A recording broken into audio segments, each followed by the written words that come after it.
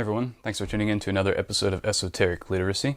Today, we're going to address the subjects of skepticism and dogma. The reason that I like to discuss these things is because there are plenty of people in the modern world who consider themselves skeptics, who really are not skeptics. In fact, most people who call themselves skeptics are not actually skeptics, and I'll explain why. And hopefully in explaining why, we will be able to be more discerning and discriminating in how we can recognize our own beliefs when our own thinking and judgments are clouded by beliefs, and how to, not have beliefs. I try to go through life without having any sorts of beliefs whatsoever. I think to introduce this idea, you can consider a belief, I may have used this analogy in a previous video, a belief is, we all go through life gaining knowledge, at least those of us who care about learning things. We go through life gaining knowledge, and that's part of our experience, is to learn. And we kind of have this jigsaw puzzle, that's essentially empty when we're born. And we go through life gaining experiences and pieces of knowledge that are the little jigsaw puzzle pieces that we set into our big empty jigsaw puzzle, attempting to have a full and complete picture of reality.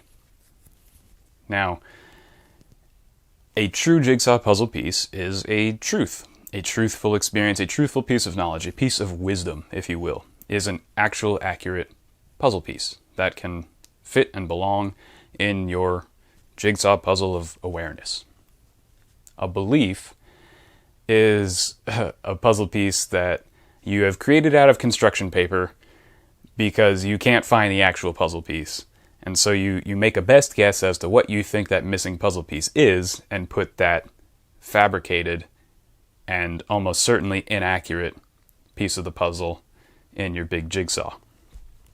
Now, I suppose there's like a 1 in a billion chance that that belief is true, but generally they're not. Beliefs can approach the truth and lead you toward the truth, but generally speaking, beliefs are not the truth. They are a substitution for the truth. And most people have beliefs because they don't want their minds to be vexed by not knowing something. People sleep better at night knowing something, knowing a truth. It doesn't keep them awake. They can just believe something, their question is answered, they can sleep well at night, go on with their life, it's good enough for them, whatever the belief is, and they can move on.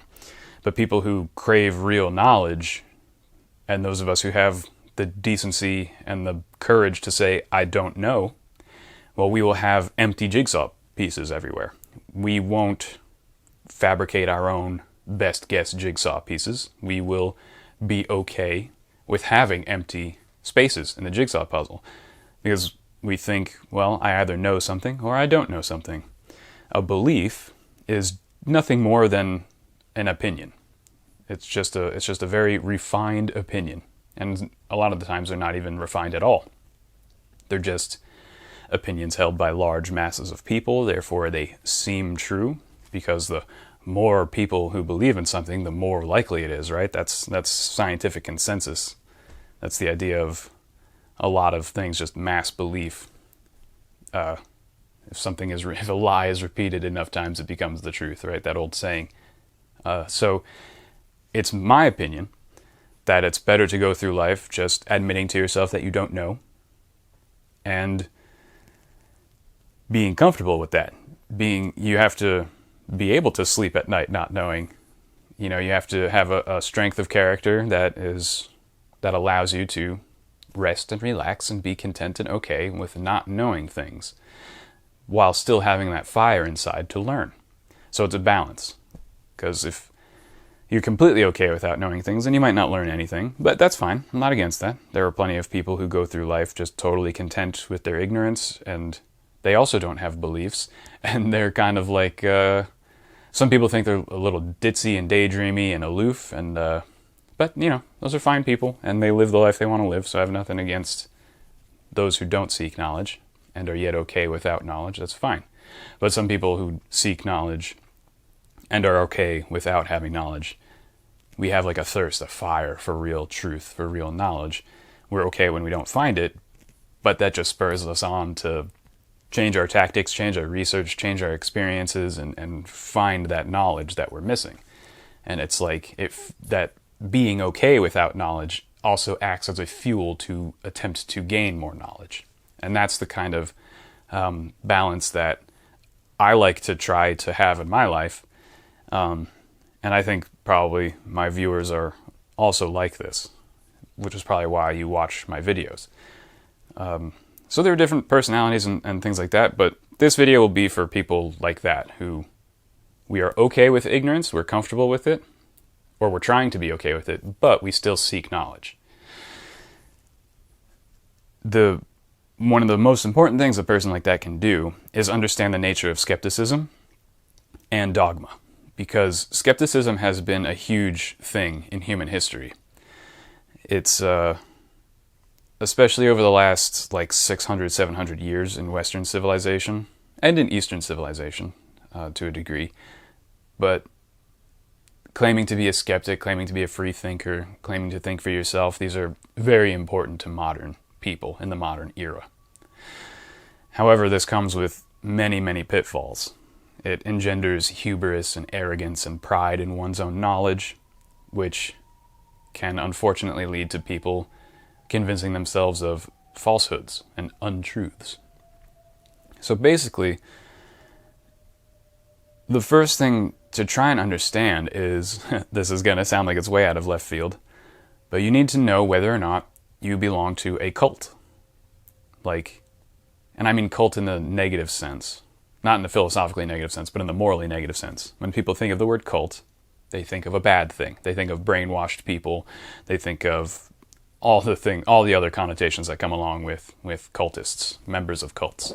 So I'm going to discuss cults a little bit in the morally negative sense, and help you determine whether or not you belong to one. Now, a cult, I've tried to define it myself, because I'm never satisfied with the definitions of scholars and academics and psychologists. I think they're always missing a little something or other. There aren't enough interdisciplinarians in the world of academia, and their definitions tend to be lacking or tend to be very biased. I'm sure my definition is also very biased, but it's at least different.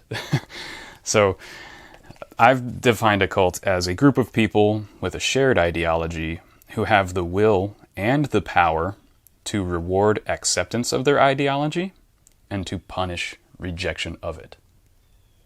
So a cultist would be someone who is against heterodoxy or syncretism. That's mixing of different views, or picking the best things from views and rejecting certain parts of certain views and creating sort of a hodgepodge of different views. A cultist would be against this. A cultist is like an all or nothing. You believe this, otherwise you're wrong. And you can't mix from other things. You can't take from other ideologies, because those are impure, lesser ideologies. You should have nothing to do with them. You should just believe in our one truth, kind of a thing. A cult will believe that they have a monopoly on the truth. They have a monopoly on salvation. They are essentially going to be incapable of questioning the fundamental dogma of their doctrine. And a cult will discourage free thinking, and they'll discourage free thinking by punishing heresy, what they claim to be heresy. So in the medieval era, you had people in the Catholic Church, priests and bishops and philosophers, Catholic philosophers, who were known as heresiologists. They studied all the different ideologies, essentially, mostly studying different Christian ideologies like Cathars and Gnostics and Alexandrians and Coptics and whatnot. And they held up all these different belief systems against Catholicism. To the extent that these other beliefs were non-Catholic is the extent to which they are false. They used Catholicism as their one truth, and everything that was against that one truth was heresy.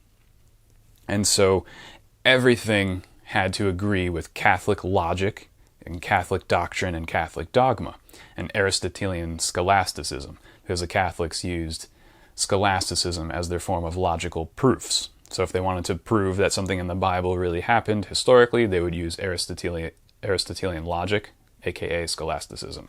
If they wanted to prove that some mystical fact that belongs to their dogma is true, again, their logical proof would use scholasticism. And it was very rigorous, much like the modern scientific method. Scholasticism is extremely rigorous. Just read Thomas Aquinas and Aristotle, and you will see that it is extremely rigorous, kind of like the modern scientific method. It has all these things, all these rules you have to follow, all these logical consistencies and thought processes that you have to follow.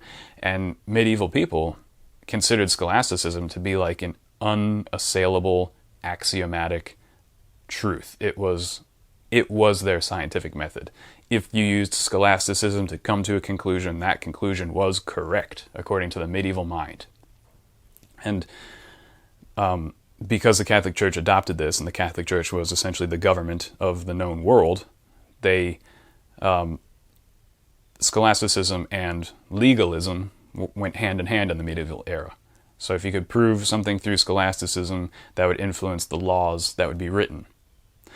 So if you disagreed with scholasticism, you would essentially have a higher potential to run afoul of the law.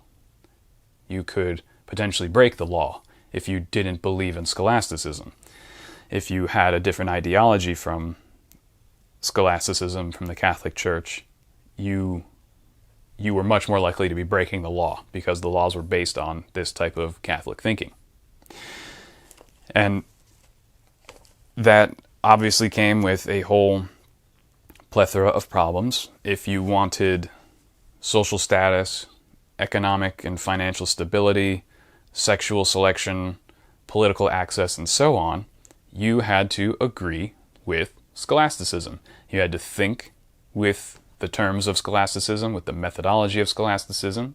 You had to agree with the dominating body of law and government, which was the church.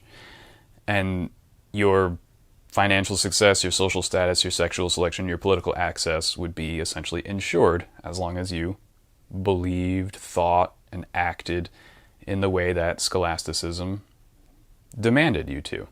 Because if you didn't, you would be seen as, crazy or ignorant or dangerous or rebellious or stupid or something like that. And you obviously ran the risk of, in the best case scenario, just having a generally unsuccessful financial and social life and being kind of ground under the wheel of politics and government. Or in the worst case scenario, you would be burned at the stake or drawn and quartered or imprisoned and tortured and things like that if your views were just too far away from scholasticism and Catholicism. So this is the nature. This occurs in almost every civilization. There will be a dominant ideology that is viewed as the unassailable truth. It is axiomatic. It is the principle of thought and awareness, and nothing can argue against it. And the masses of people will believe this. The politicians will believe it. The political elite will believe it, and so on. The economic elite will believe it. Everybody will believe in this supervailing truth. And any countervailing truths will be ignored or ridiculed or destroyed. And that is essentially like a cult. It's just a cult with a large number of people who belong to it. It's simply the most successful cult. And today we have a cult, or a few cults that kind of go hand in hand with each other, and most people belong to it. You have the cult of liberalism, which believes in the idea of progress and the linear progress of time, and that humanity evolves along a linear timeline, that we are better than our ancestors, and that future generations will be better off than us, or better than us, and that we keep becoming more and more moral, and more advanced, and more intelligent, and more powerful, and so on. This is the ideology of liberalism, also known as progressivism. And it's a belief. There's no evidence to suggest that's true. We have a sample size of like 5,000 years of human history when human beings have been around for like 3.5 million years. So like we've seen linear progress over the last 5,000 years. But what about the rest of the 3.5 million years that we've been Homo sapiens sapiens? You know what I mean? We don't have those sample sizes. We don't have those stories. And sometimes, and when you look for them, you either believe the way liberals believe, which is we were just stupid back then. We were just striking flint rocks against other rocks and killing animals with pointy sticks. Or you find other theories that show that maybe there were advanced civilizations in the past that humans built. Atlantis, Lemuria, all those other things. And just the Vedic histories talk about advanced civilizations that could have existed. So who's to say who's correct regarding that? So you have a modern cult of liberalism. It goes hand in hand with capitalism and communism. They're part of liberalism. They kind of fall under the umbrella. And capitalism and communism are their own sort of religious cults with their own sets of beliefs. You have the Marxist materialist theory of history, where history is nothing but the haves versus the have-nots in multiple series of revolutions, and that's what all that history is. It's just who has money and resources and who doesn't, and those who don't will eventually rebel against those who do until resources are distributed evenly and there's no more need for rebellion. So of course, again, you have this linear idea that in the future the gap between haves and have-nots will shrink and shrink and shrink until it is a level playing field, and then we have a utopia. Woohoo! Capitalism believes much the same thing, except it doesn't necessarily care about equality. It just believes that with enough technological progress and enough social and political progress, that eventually, even though there still might be economic inequality, the poorest people will still have enough to have a house to eat, to live a healthy, happy life sometime in the future. With free market capitalism and enough time and enough innovation, the rising tide raises all boats kind of a theory. But again, linear progress, linear progressivism, evolutionism type thinking. And so these are essentially like messianic religious systems. If you believe in this enough, if you follow my ideology, if you believe in communism and act in the way the communists demand you act, we'll have a utopia in the future where everybody will have full bellies and there'll be no more revolutions or wars. If you think the way a capitalist thinks and you have enough unbridled, unregulated, free market, open trade, then eventually everybody will come out of poverty and will have the best technology and best innovation, and the best things will float to the top, and all the useless and unclever things will fizzle out, because the most clever and best things make money, whereas stupid things don't make money, right? That's the thinking. And we'll eventually have only the best technology and the best knowledge, and everybody will be lifted out of poverty eventually, one day in the future, if you believe hard enough. If you do what capitalists tell you to do to its maximum output. Same thing with liberalism and progressivism. If you believe in our morals, if you believe in human rights enough, and if you act in the best interests of the largest number of people, and create equity and all that sort of stuff, then we'll eventually create a utopia. You just have to believe hard enough, and you just have to act like a liberal hard enough. You have to do enough liberal things, and then one day, sometime in the future, we'll have a utopia. It's the same as any messianic religion. Whether you believe in the second coming of Christ, or the coming of Maitreya Buddha, the coming of the 12th Imam, the coming of Kalki Avatar, the second coming of King Arthur, the second coming of Frederick the Great, whatever it is. The second coming of Pythagoras, there are people who believe that's going to happen. Another incarnation of Apollo, whatever. These are all beliefs, essentially, and it's important to know whether or not you have these beliefs. Like, do you really believe in progress? That one day, if you just believe in capitalism enough, or if you believe in communism enough, or if you believe in liberalism enough, or if you believe in fascism enough, or whatever it is, that ideology is going to create a utopia? That's going to create the best possible world, the best option for civilization that could ever be? just as long as you believe hard enough and act accordingly. It's important to reflect and determine whether or not you have one of these beliefs. That if everybody just thought like me, we'd all be singing Kumbaya, whatever. So that's an easy one to find out, if you believe that or not. You can it takes like an inch of depth of self-reflection to understand whether or not you belong to the cult of liberalism, or the cult of fascism, or the cult of communism, the cult of capitalism, the cult of progressivism, what have you. Even the cult of conservatism. Although conservatives are the least guilty of that sort of thing, because conservatives are the most likely to be traditionalists, and traditionalists tend to just go with their own experiences of reality instead of allowing others to tell them what to think. They verify it, which is why they're so likely to adhere to traditions, because they realize through experience that traditions are a body of laws and customs that have solved a problem in the past. And whenever we fall away from these traditions, those problems start creeping back in again. And then you start applying those traditions again, and then those problems get solved again. So traditionalists tend to learn through their own experience by making mistakes. So traditionalists are the least likely to be bogged down by dogmatic beliefs. But then you have, of course, like dogmatic traditionalists, like traditionalists with a lowercase t, who will just believe in what they think is a tradition. Like, it's tradition for, I don't even know, like, it's tradition for this person to be this way. It's tradition for this person to act this way. And they don't know why. They don't know what problem that tradition solved, or why that tradition exists. And yeah, they'll get bogged down in beliefs.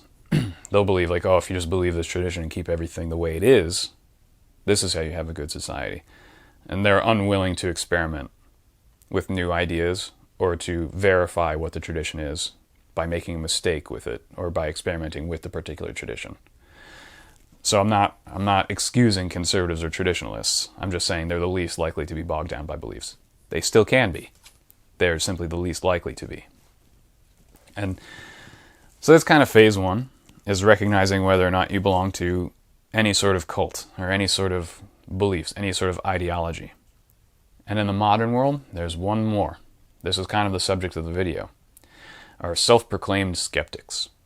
People who like to talk about science and proving things. They'll read a lot of, like, I don't know, New Age guru books, or what they call New Age woo-woo or whatever, or what they call crackpot scientific theories. They like to study all that stuff and look into it and debunk it.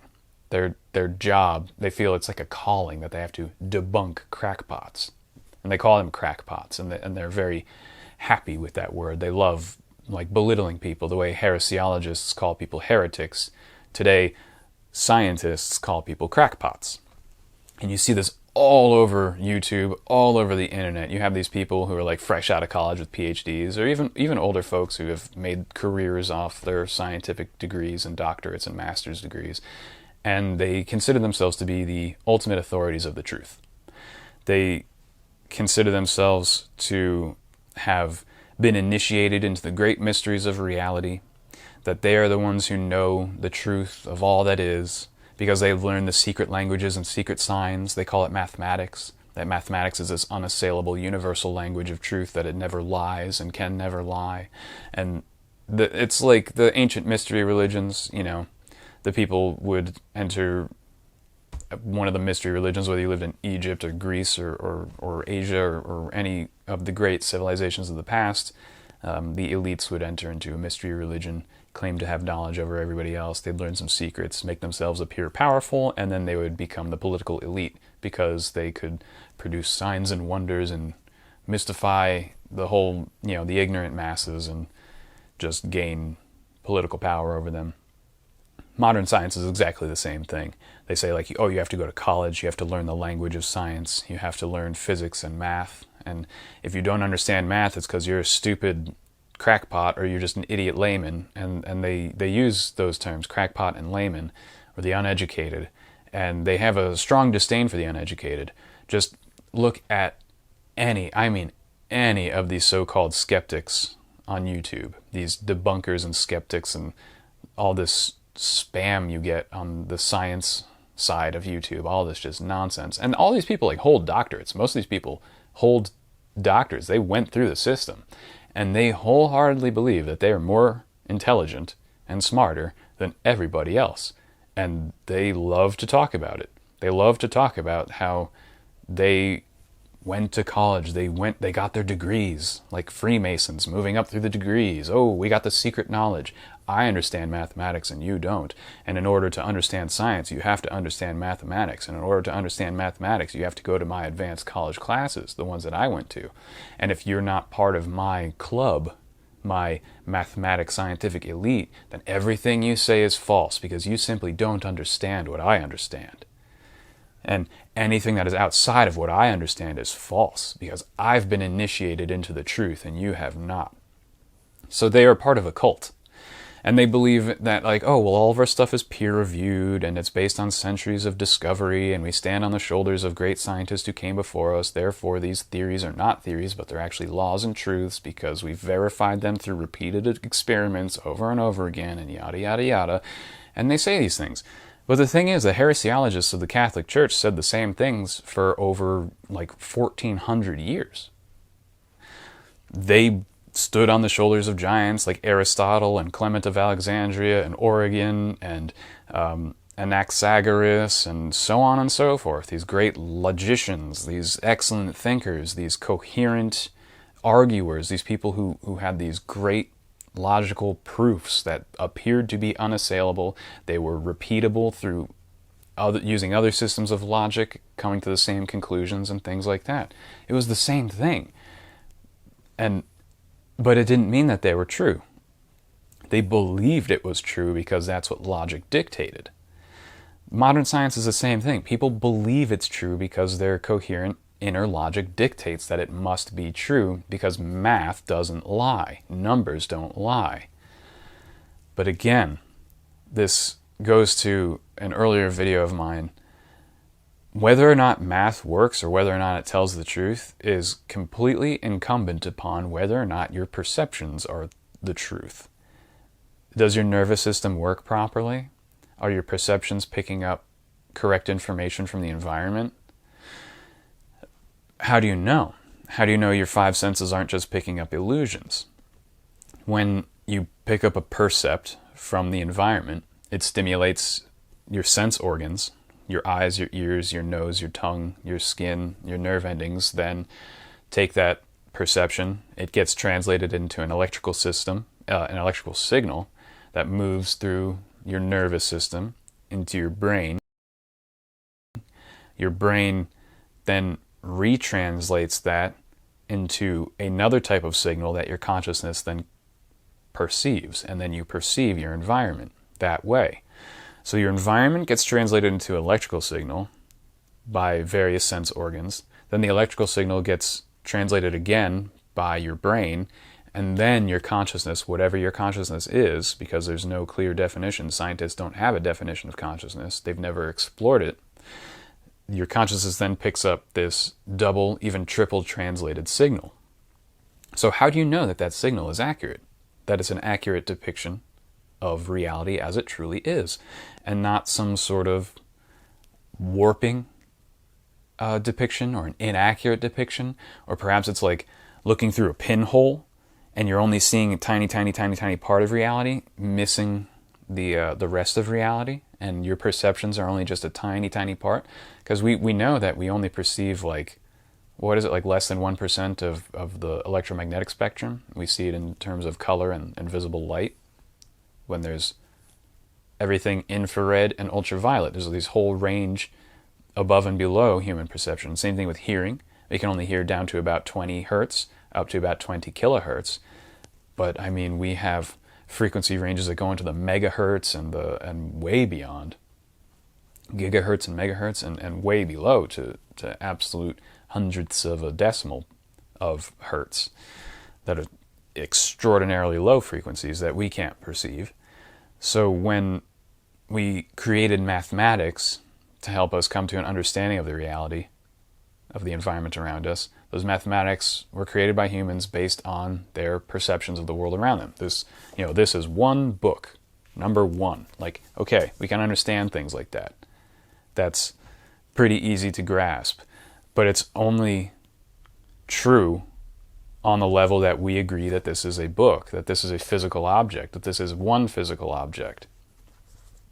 There are Unitarian not Unitarian in the Christian sense, but the people who think all is one and everything is united, that this is not really a book. This is a reflection of my desire to have knowledge. It's not actually a book. I perceive it as a book, but it is in fact a more nebulous idea that in a higher dimension we wouldn't see this as one book, we would see it as a desire to gather knowledge. It wouldn't even be an object at a higher dimension. That's how some people view these things. So we can't say this is one book if you have that type of perception.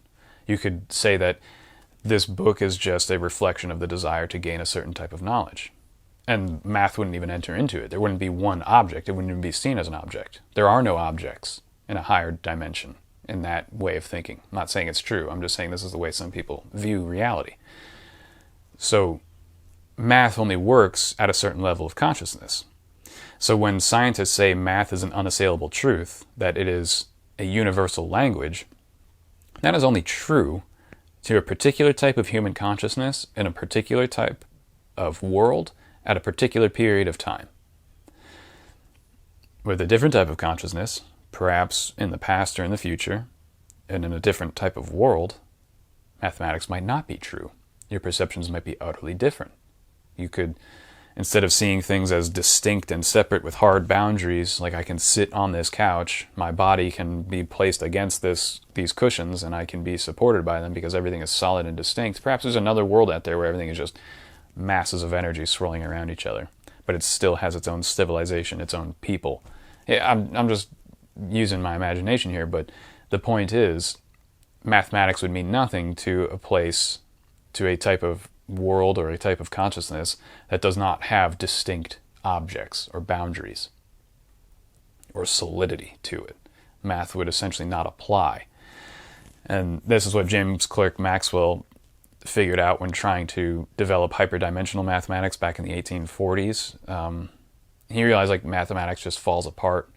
Astrophysicists know that if there's a big enough body in space and you're trying to calculate things like electromagnetism or gravity near the surface of, say, the sun, because it is so massive and it has so much gravity and so much electromagnetic power, that the closer you get to the surface of the sun in your mathematical calculations, the less accurate they are.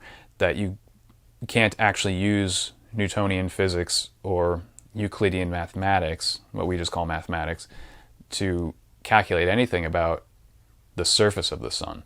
We can calculate things when we're really far away from the sun, when we think of the sun in general terms, when we think of Newtonian physics in general terms, but in very specific terms, the mathematics begins to break down and starts to produce inaccurate results. So already we have people who know that mathematics only works with certain constraints. So when these skeptics who hold doctorates in physics and whatnot go on YouTube and they start accusing people of not understanding mathematics and that their theories are incorrect because they don't use math, they use the different type of thinking, and that they're wrong because of it, well, these people are simply heresiologists of the medieval era. They're behaving just like the heresiologists. I am holding up your theory against science, against modern science. And to the extent that it disagrees with modern science, it is incorrect. To the extent that it agrees with modern science, it is correct. This is what the heresiologists did in the medieval era. To the extent that this disagrees with Catholic doctrine, it is incorrect. To the extent that it agrees with Catholic doctrine, it is correct. It's no different today. And the heresiologists were absolutely convinced of their truth. You could not argue with them. They knew that they were speaking the truth. And you could not debate with them. They wouldn't hear it. They would have nothing to do with it because they were absolutely certain, because of the interior logic, the coherent logic of scholasticism, that they knew the absolute truth and everyone who disagreed with them was wrong. The same way people who hold doctorates today know with absolute certainty that they possess the truth and the keys to the truth. and you cannot persuade them otherwise. And honestly, there's no point in even trying. I've argued with scientists since I was a teenager, and when you prove them wrong, they just get angry. They start accusing you of things. They go to ad hominem attacks. And these are people who hold doctorates, people in their 40s, 50s, 60s, 70s. They will get emotional, like unhinged about it. And you see that with self-proclaimed skeptics. They are called to create these YouTube channels and videos and write scientific reports and magazine and journal articles and blog posts about the things they think are untrue, because they are angry at the things that they think are untrue. They're angry at the people who spread what they think is misinformation or disinformation. They're angry. They think they're on a mission, an almighty, holy mission to purge the world of untruth. And when you call them out on it, they get very, very angry. They get very, very emotional, combative, argumentative, and so on. And if you are able to just undermine their arguments and they have no more ammo to argue with you, well, they will start calling you names. They will start holding their degrees over you. They'll say things like, well, I went to Harvard. Where did you go to college? You didn't even go to college. Blah, blah, blah. I'm better than you. I'm better than you. You're beneath me. You're beneath me. And they just do things like that all the time. And this is true for almost all of them. Honestly, in my personal experience, it's about 90% of them. I've only met, I think, 3 doctorate holders who were amenable to argument, who were open-minded, or at least polite, and allowed other people to think differently from them. 3. I've argued with maybe 100 and maybe like 130 or so people who hold doctorates, and they're all just dogmatic wackos who get really emotional if you want to tell them that they actually don't know what they're talking about. And they're absolutely closed off to attempting to learn something new, because they spent $150,000 on their college loans. They're in debt up to their eyeballs. They got a good job. They have social selection. They make a lot of money. They publish papers and journals that are peer-reviewed, and they just have a big ego. They're like, oh, I'm the high priest of knowledge, Then, like, how dare you argue with me? Do you know who I am? It's like the Pharisees and Sadducees in the temple who were yelling at the 12-year-old Jesus who was smarter than them. Jesus walks into the temple and he's like, y'all are full of shit. And they got so angry. It's just like that. Like, there are a lot of people who go through that sort of thing. It's a great parable in the New Testament there, because it holds true in essentially every great civilization, that the prevailing ideology is jealously guarded, because it affords people social status and political power and financial wealth and sexual selection and this whole thing. And when you challenge it, you are not, when you challenge a modern scientific dogma, you're not challenging a modern scientific dogma. You're challenging the social status of the people who believe in that dogma, the people who publish papers in that dogma, the people who advise politicians. They own research corporations. They build technologies like, oh, I built an airplane based on physics. You don't know anything. I built a computer based on this science and mathematics. I'm smart because I can build toys with my knowledge. Therefore, I'm correct because I'm able to build machines based on these principles. Therefore, the principles are true. No, therefore, the principles enable you to build toys in sandboxes. That's all engineers and scientists are. They have the principles of how to build toys that they can play with in their sandbox. Forgive me if I'm not impressed by your airplanes and rocket ships and computers. To me, you are just a child playing with a toy in a sandbox. I don't care. Being able to build an airplane doesn't mean you understand where the human race comes from. Being able to build a computer doesn't mean you understand the genesis of reality. I'm sorry, but it's not knowledge. It's like someone who found a stone, realized if I smooth this stone out into a ball, I can roll it. Yeah, that's a scientific principle for you. A round wheel is better than a triangular wheel. It's not real knowledge. And mathematics and physics are just the same thing. It's not real knowledge. It's just people smoothing out stones to make wheels. It's not that impressive. It's sophistry is what it is. And when you reveal it to be sophistry to people who believe in it, it offends them deeply. On this primordial level, they get emotional and angry. This is how you know they belong to the cult, because they're unwilling to listen to something that goes against their dogma. And those types of people they'll essentially not become enlightened.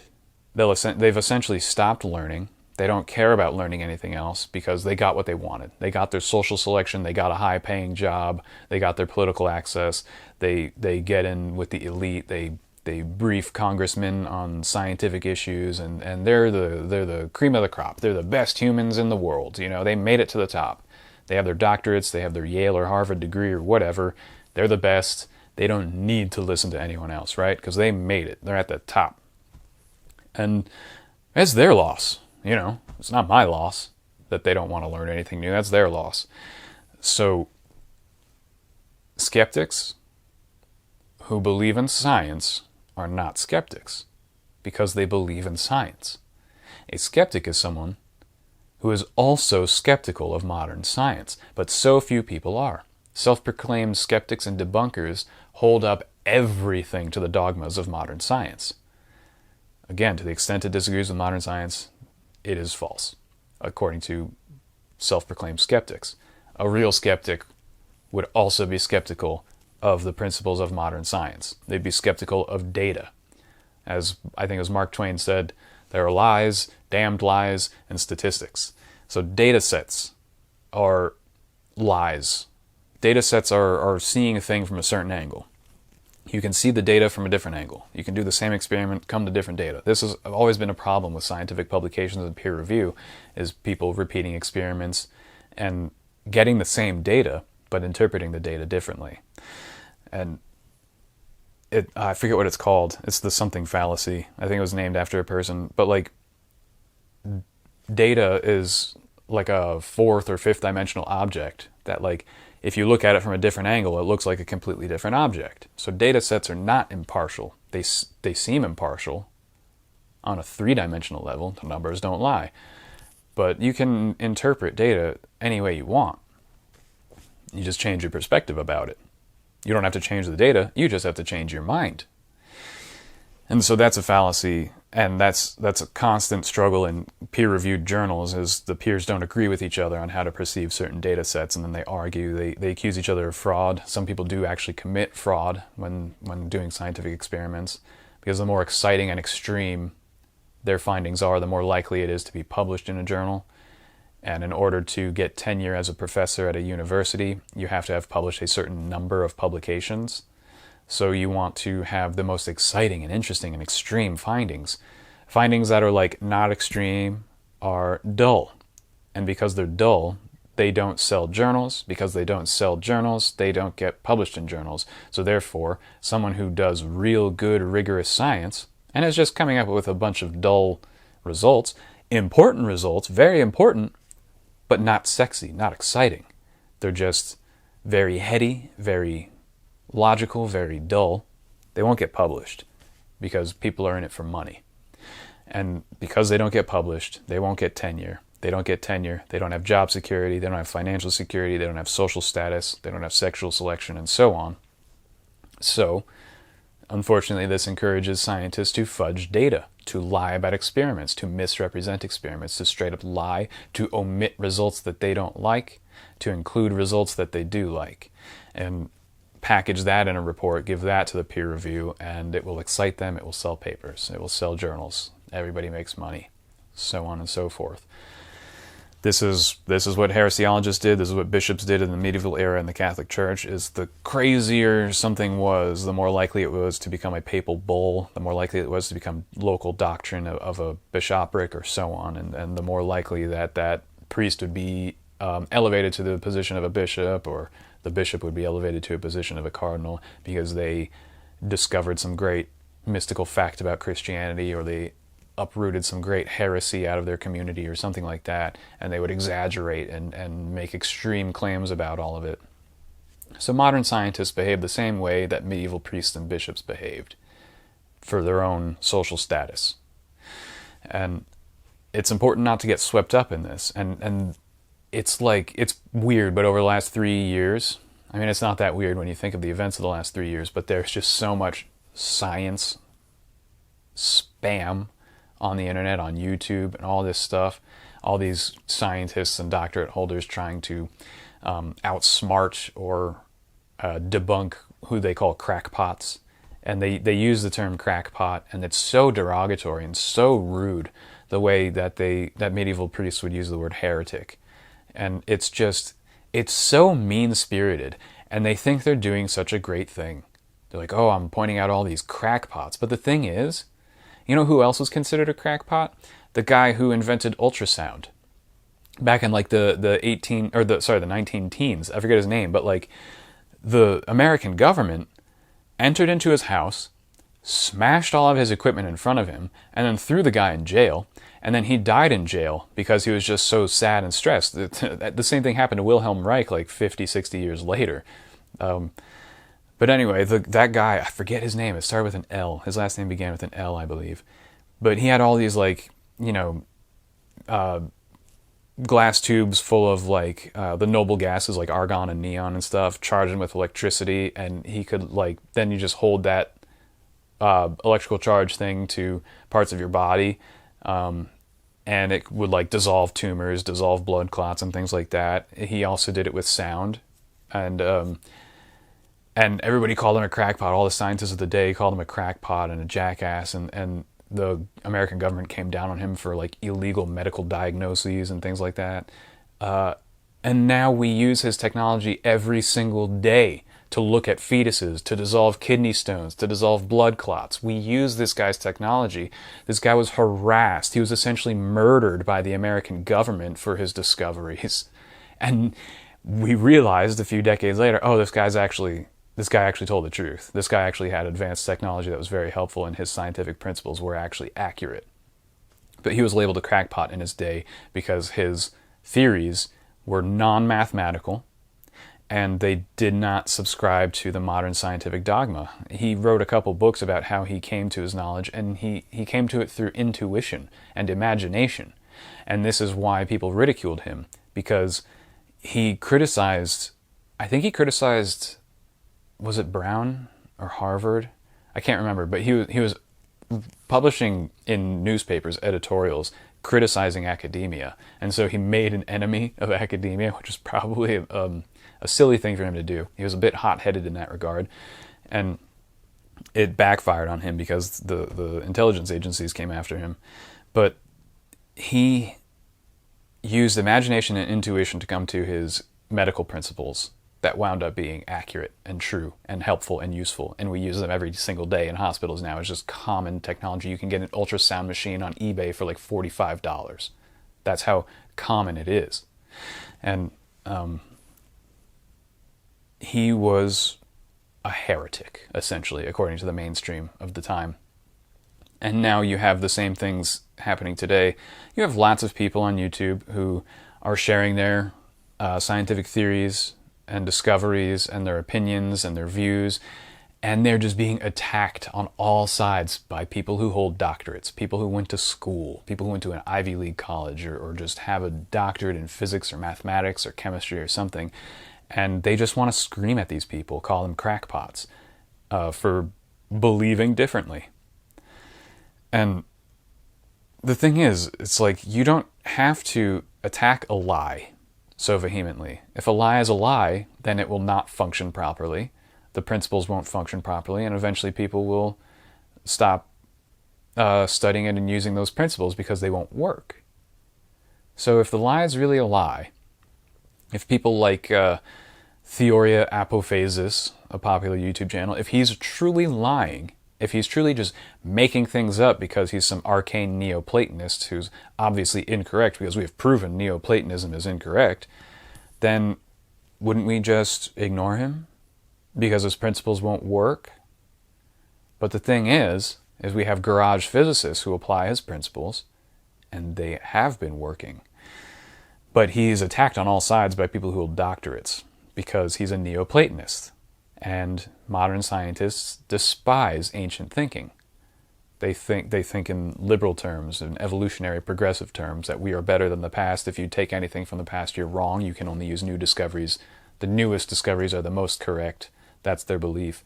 He's applying Neoplatonic principles from the 2nd century AD to modern technologies, and they hate that.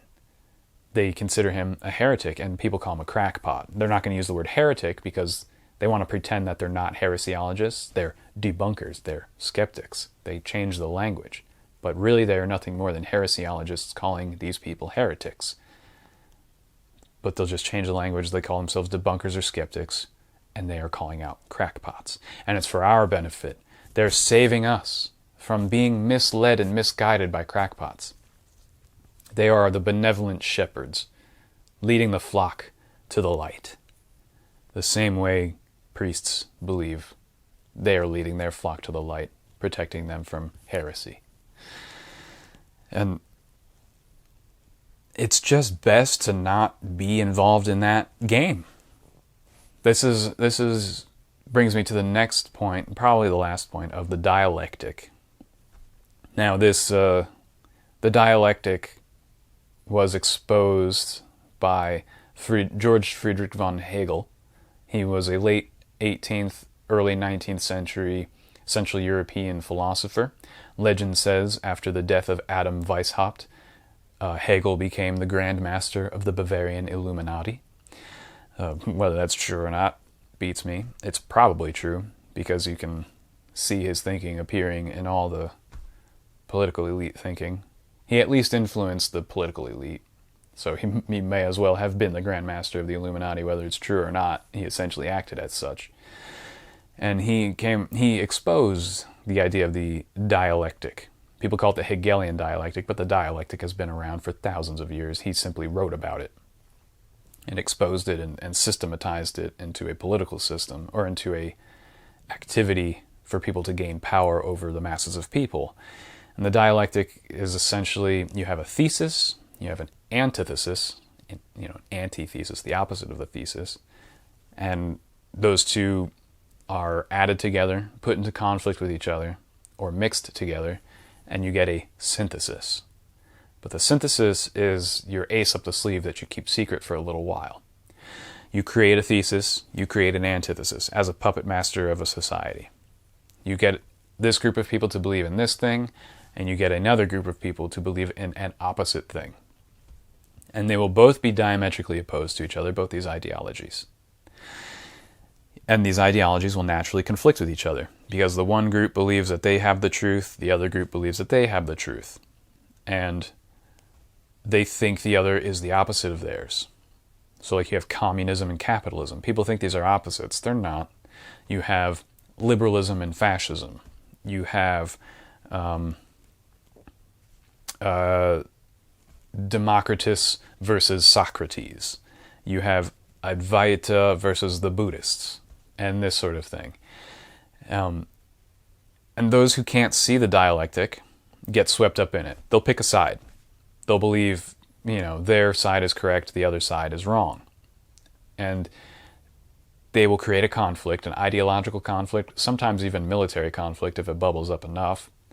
And this conflict will last a few generations, generally five generations, that two ideologies will war with each other. And then they will exhaust each other, because their opposite truths are essentially incompatible, and their opposite falsehoods are just that, they're falsehoods. They'll be exhausted anyway naturally because they are not true. And then when those two ideologies exhaust themselves, if a sufficient number of people have believed in them and have developed cultures and civilizations based on them, and they exhaust themselves, then those populations will be desiring a new ideology that is more correct. And then this is when you sweep in with your synthesis, your secret third option. So when liberalism exhausts itself against conservatism or against fascism within the next couple of decades probably, you will see people coming in with technocracy. Technocracy. They've already been pushing it since the 1930s, but now, about 100 years later, it's really being pushed. It's like, technocracy is the answer to the failings of liberalism and the failings of fascism or traditionalism or thisism or thatism, whatever. They're coming in with their synthesis, the technocracy. After pitting fascism, communism, liberalism, and traditionalism against each other for the last 200 years, 250 years, these four ideologies these quadruple dialectic, if you will, or a double dialectic, is on the verge of exhausting itself, and they can move in with their technocracy. But people who see the dialectic, that don't get swept up in these ideological tug of wars, whatever, they can see, oh, this is like a churn, like a pot being churned. These are two ingredients, countervailing forces that are churning and exhausting themselves and dissolving within each other to create a third thing. So the dialectic is stimulating to people who see the dialectic, because you can see two different ideologies debate. You can see the merits and demerits of both, the pros and cons of both, and it becomes an intellectual exercise, and it can be beneficial to see a dialectic play out, because you can kind of see it from the sidelines and learn a lot. But ultimately the dialectic is unimportant, and it is used as a political tool to gain power. So it's best to not be involved in any of these dialectics, to see them, to be mentally and culturally and intellectually stimulated by them, but to ultimately understand that there is a third party somewhere out there who is stirring this pot, who is behind this dialectic. The same people who invented communism are the same people who invented capitalism. To think that these are opposite ideologies is very naive. They are puppeteered by the same people. Like whether you live in a communist society or a capitalist society, the puppet masters win. And when communism and capitalism exhaust themselves, as we've been seeing since the 1990s, they'll just sweep in with their third option, their technocracy or what have you, whatever the synthesis is, and save the day. Kind of like Superman 3, the villain secretly starts a problem. He secretly lights a building on fire, but then he comes around and then puts the fire out and is like, oh, I saved you. It's that idea. And people who, so to tie that back to the topic of the video, people who have beliefs, who believe in something, are generally victims of a dialectic. Or they can become victims of a dialectic. Because they believe something, they can then be exploited by someone who understands that belief and wishes to exploit it. They can, if you have a belief, they can invent something that is the opposite of a belief. Or they can demonize something that is the opposite of your belief. And they can get you to hate that thing that is opposite of your belief. And now you have just been racked into a dialectic. Now you have been turned into a pawn of a political game, or a foot soldier in a war that you didn't even know you were going to fight, until somebody came in and convinced you to fight it. Someone came in and convinced you, you're actually on this side of a war. And you think oh, I didn't know I was in a war. And oh, but you are. Because you believe the truth and they believe in the falsehood. So therefore, you are in conflict. You have to do everything you can to make sure your side wins. And of course, you can extrapolate all of the cultural, political, and interpersonal problems that erupt based on that sort of thinking. But if you don't have a belief, if you don't have any beliefs at all, you are far less likely to be taken advantage of. Someone comes in and says, oh, you're on this side of the war, you're on that side of a war. And it's well, I don't even see a war, pal. I see a bunch of idiots throwing eggs at each other, but I don't see a war. So that's basically been the point of this video. I wanted to kind of walk you through a way of just sort of clearly thinking, or just eliminating beliefs from within you. Beliefs are like opinions. And if you have a strong opinion, it's generally just going to get you in trouble with other people. You're going to run afoul. You're going to find out that you're on one side of a fabricated conflict. And the people who fabricated that conflict definitely don't have your best interests in mind. They're just trying to exploit you. They're walking you down the garden path. And you find it in every walk of civilization, every institution of everything, whether you're a New Ager or a science believer or a politician or a peasant farmer or a businessman or an artist. Someone is going to try and pit you against someone else by playing on your beliefs and creating conflict. And they're going to gain power over you. They will gain social status by stepping on your back, by turning you into a pawn, or simply by getting you to believe what they believe so that their numbers swell and the larger their numbers are, the larger their cult is, the more power they have, the more money, the more social status they have, the more correct they seem, the bigger their ego gets, the better they feel about their own choices, the more validated their own lives become. Because more and more people believe what they believe, therefore it validates things that they may have had some doubts about. And that's, today you see it in the scientific community. Yesterday you saw it in the Catholic Church. There's no difference. There's no difference. While science certainly has many merits, I love science. Science in terms of knowledge, from the Latin scientia, meaning to be aware of knowledge. Sure. Who doesn't love real good science? But modern science is not real good science. It's based on the a priori assumption that your senses are perceiving the truth. That's not been proven. In fact, most of our spiritual traditions say that your five senses are actually somewhat inaccurate. So why do modern scientists assume that what they observe is the truth, and therefore they can create systems of logic and mathematics based on what they perceive because they believe what they perceive is accurate? The a priori assumption is their Achilles heel. The only thing that you can prove through science is that science is based on a priori assumptions. That one major a priori assumption. And another word for an a priori assumption is a belief. It's a dogma, actually. An a priori assumption is the definition of the word dogma.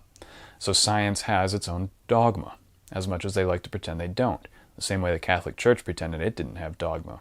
They subscribed to scholastic logic, Aristotelian proofs. It wasn't dogma. It was a provable fact, whatever they believed in, whatever their doctrine was. So don't get swept up in today's nonsense, all the science spam on the internet, all the debunkers and skeptics. It's entertaining, it's stimulating, but again, see the dialectic for what it is. See these self-proclaimed skeptics and debunkers for what they are. Pawns. They've been duped. They've been hoodwinked. That's a word you should look up. Speaking of the Bavarian Illuminati and the Freemason groups that they controlled, and the word hoodwink in association with that, if you go to college, which is what the Freemason guilds used to be called colleges in the medieval era, and you get your degree, the Freemasons go up in degrees. You get your master's degree the same way a master mason gets the master degree.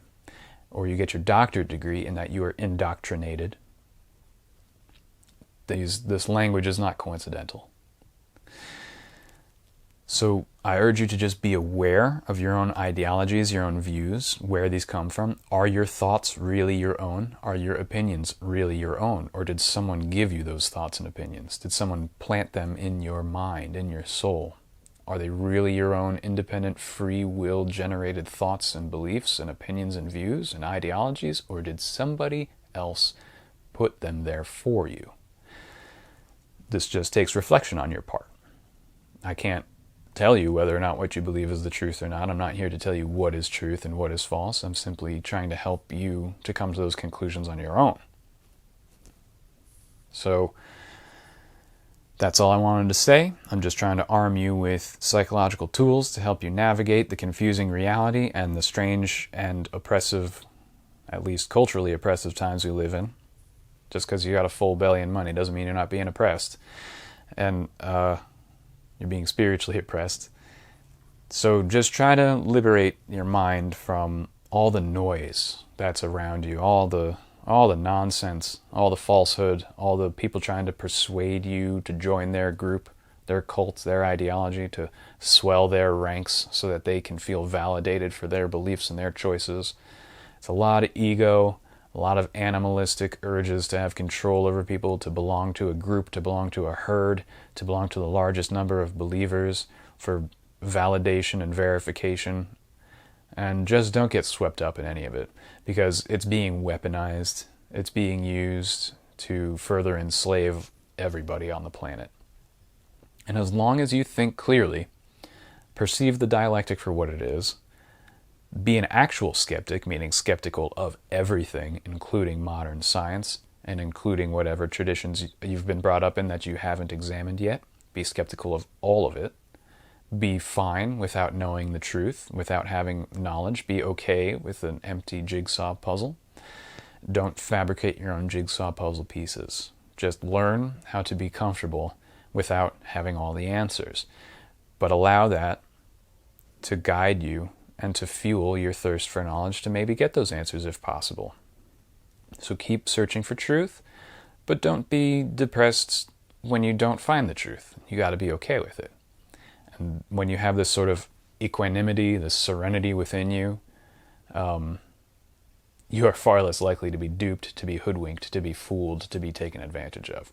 So just keep aware of yourself, remember yourself, come back to yourself, and just keep your awareness sharp in these strange and difficult times. So thank you so much for hanging out with me. I really do appreciate it. I hope you have a really good day. See you next time.